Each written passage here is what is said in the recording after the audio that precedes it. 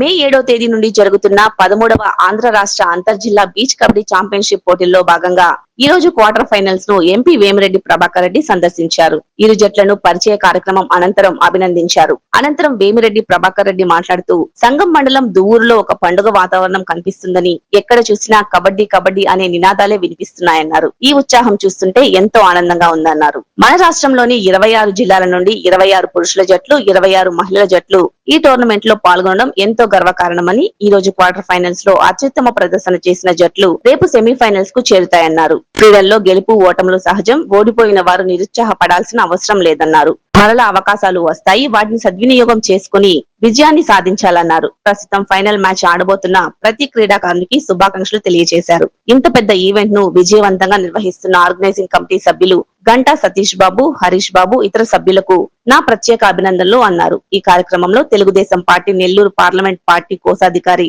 Katamreddy Ravindra Reddy, Karnati Ravindra Reddy, Telugu Desam party సంఘం మండల అధ్యక్షులు బాణా శ్రీనివాసులరెడ్డి తదితరులు పాల్గొన్నారు.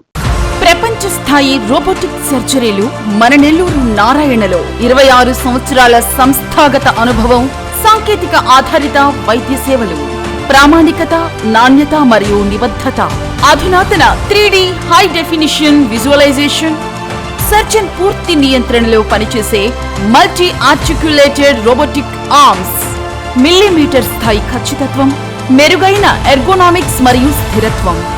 Narayana robotic surgery. తక్కువ నొప్పి, తక్కువ రక్తస్రావం, వేగంగా కోలుకోవడం, త్వరితంగా డిశ్చార్జ్. నెల్లూరు పరిసర ప్రాంత ప్రజలకు అందుబాటులో కలదు.